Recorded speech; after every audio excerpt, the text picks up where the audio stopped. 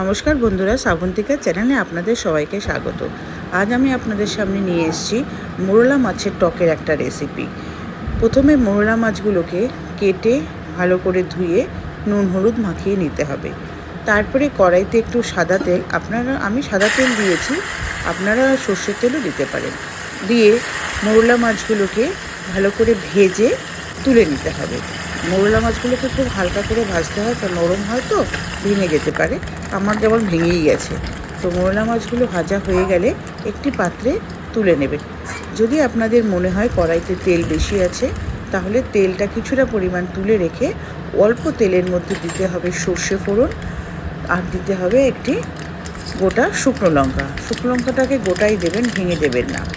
দিয়ে একটু যে নাড়াচাড়া করে নিয়ে লঙ্কাটার যে গন্ধ বেরিয়ে আসবে, তখন তার মধ্যে দেখে নেবেন কেটে রাখা আমগুলো, কাঁচা আমগুলো। আমি এখানে 2টো কাঁচা আম ব্যবহার করেছি।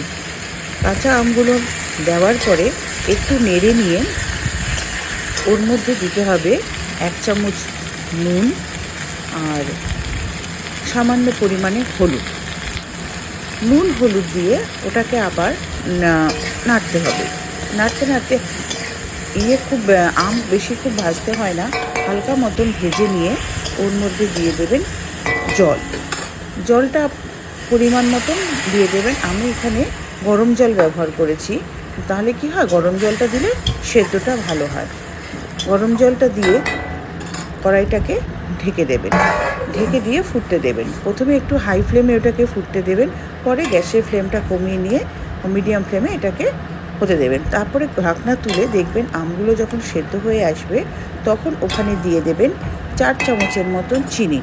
আপনারা আখের গুঁড়ও ব্যবহার করতে পারেন। আমার ঘরে আমি আখের গুঁড়ই ব্যবহার করি, আখের গুড় ছিল না দেখে চিনি ব্যবহার করেছি। দিয়ে খুব মিষ্টি এই টকটা হয় না, হালকা মিষ্টির জন্য 4 চামচের মতন চিনি বা আমের টক দেবেন। আমের টক অনুযায়ী আপনারা চিনিটা দেবেন। চিনিটা যেই গলে আসবে, ভালো করে ফুটে উঠবে, তখন তার মধ্যে দিয়ে দেবেন ভেজে রাখা মোরলা মাছগুলো। মোরলা মাছগুলো দিয়ে আবার ওটাকে নেড়ে নেবেন। নেড়ে নিয়ে আবার কিছুক্ষণের জন্য হতে দেবেন, কারণ মাছগুলোতে একটু সেদ্ধ হতে হবে। তবে মোরলা মাছ সেদ্ধ হতে খুব বেশি সময় লাগে না। মাছগুলো যেই সেদ্ধ হয়ে আসবে, এবার টকটা আপনারা আপনাদের পরিমাণ মতনই ঝোলটা রাখবেন, যেরকম আপনারা খাবেন। আপনারা যদি খুব পাতলা খান, তাহলে ঝোলটার পরিমাণ বেশি রাখবেন। আমি মোটামুটি রেখেছিলাম। তো এইভাবেই হয়ে যাবে মোরলা মাছের টক আম দিয়ে। এটা তেঁতুল দিয়েও করা যায়। আমার এই রেসিপিটি ভালো লাগলে প্লিজ সাবস্ক্রাইব করবেন, লাইক করবেন।